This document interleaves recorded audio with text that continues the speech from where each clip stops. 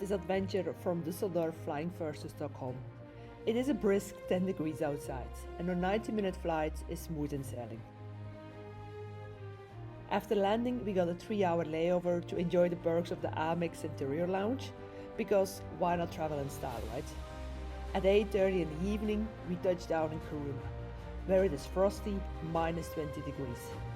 And yes, there's still a 2-hour drive ahead to the mountain lodge, but trust me, it's worth it. Day 1. Day 1 starts with a breathtaking snow walk. We're with a guide, and I think with a group of 8, trekking through this endless winter wonderland. Imagine snow-covered trees, glistening white everywhere. It is like stepping into a fairy tale. Luckily, the lodge provides all the gear, the jackets, the gloves, the pants, the hats, you name it. And it's also freeze-proof. But let me tell you, taking pictures in weather is no joke. Those gloves come off and brr, your fingers freeze.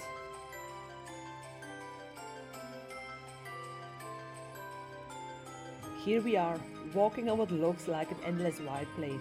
But guess what? It is actually a frozen lake. In Kiruna, lakes and rivers freeze so solid in winter that they turn into natural highways for snowmobiles and sleds. The ice can be over a meter thick, strong enough to carry vehicles and definitely enough for us to explore without a second thought. I really cannot get enough of this breathtaking view. It is like nature decides to hit pause and let everything freeze in perfect stillness. The snow, it's really not hard or crunchy. It is soft, dry, powdery. And that is thanks to the Arctic cold. Ideal for walking and skiing. But don't even think about building a snowman, because you are throwing handfuls of powder around like confetti. The days here in winter are short, with just a few precious hours of light. But those moments are pure magic. Around noon, the bluish twilights reflect off the snow, creating this dreamlike glow that makes every step feel like a scene from a fairy tale. Trust me, you never want to leave.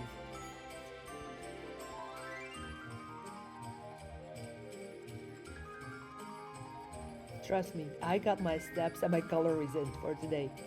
Every step in the deep powder feels like a workout. And falling? That is a bonus calorie burn. Getting back up is like trying to do a push-up in quicksand. Challenging, hilarious, and slightly exhausting.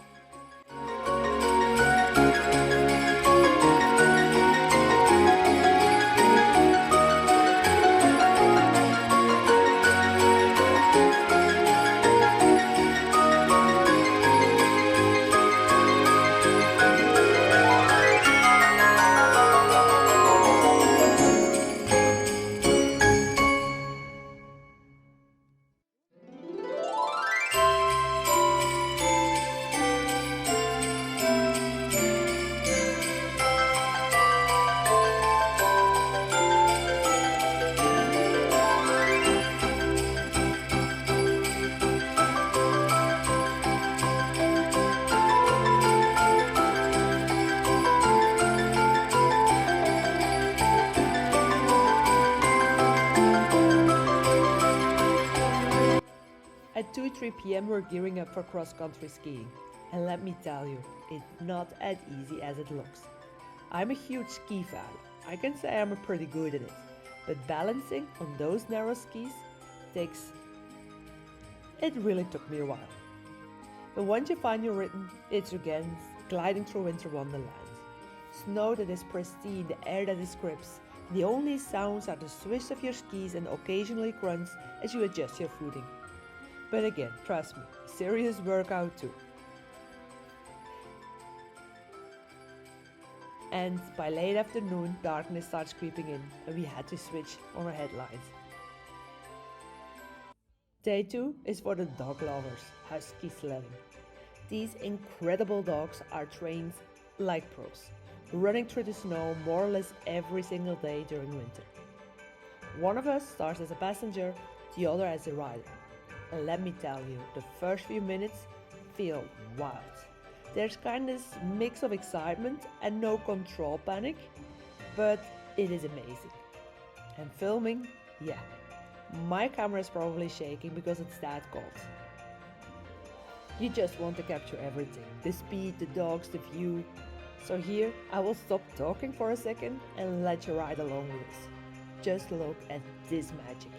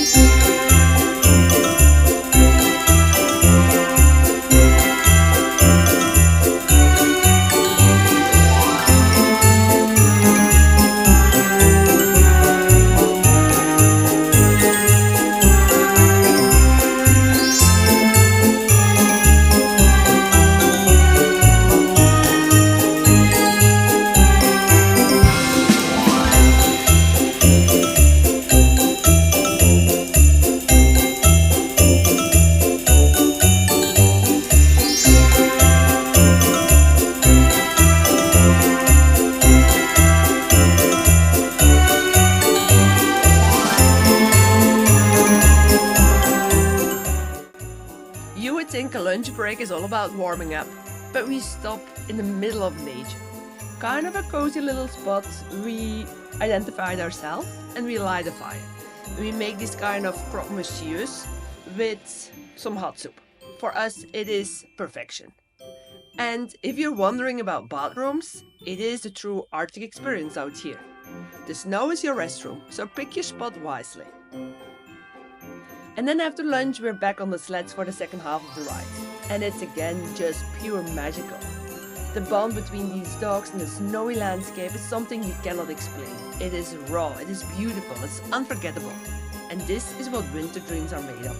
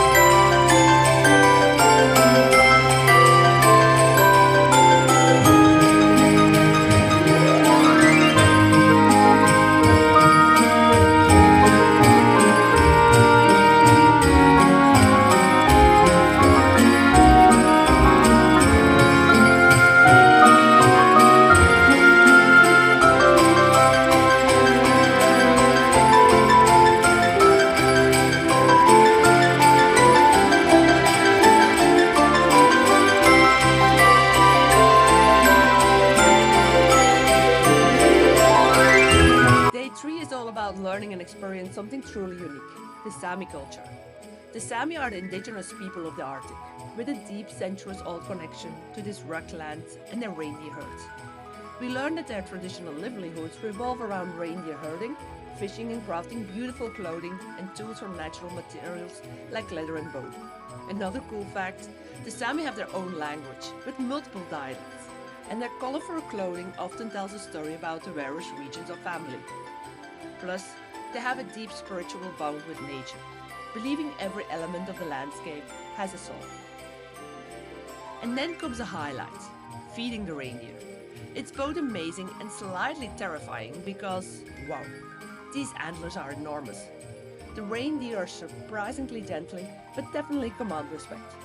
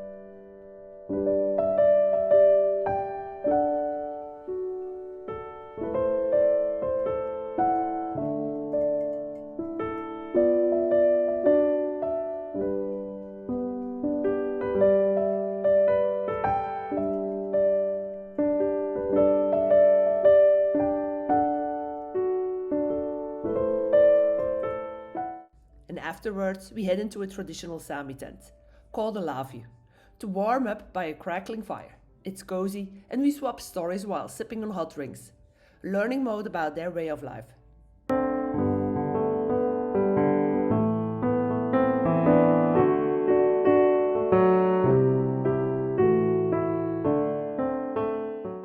As night falls, the adventure shift gears, literally. They said the chances are very high to see the Nordic lights, so it's time to chase them. We hop on snowmobiles and sleds, fully equipped with marshmallows and roasting and hot soup to keep us warm. And then magic. The aurora dances across the sky in waves of green and purple. It's otherworldly, the kind of moment that makes you forget the cold entirely. Capturing it in camera, it is a whole other challenge, but honestly, nothing beats seeing it in a person. It's like the Arctic's final bow to an already unforgettable day. Day 4 is an adrenaline rush, a full day of snowmobiling. It's fast, it's fun, and it gives you a whole new way to explore these stunning landscapes. From frozen lakes to dense forests, every turn is postcard perfect, but definitely hold on tight. Midway through, we stop for lunch, but first we got to prep the spots. The snow's too soft, so we stomp it down to make it firm enough for a fire. Arctic lunch break, definitely earned.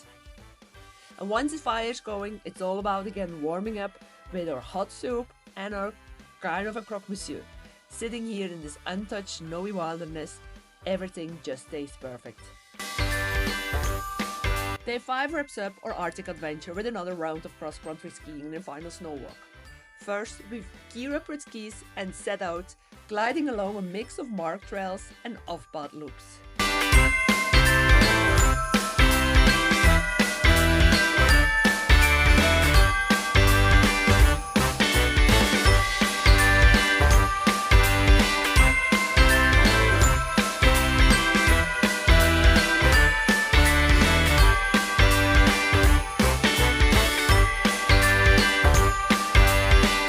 After skiing, we trade skis for boots and head out for one last walk in the powdery snow.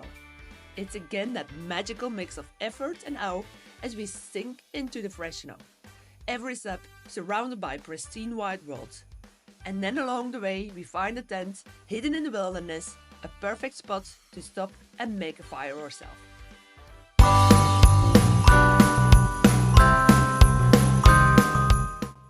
With the fire rooming, we warm up, shake stories and soak in these final moments of Arctic calm. It's a bittersweet goodbye, our time here is ending, but the memories are unforgettable.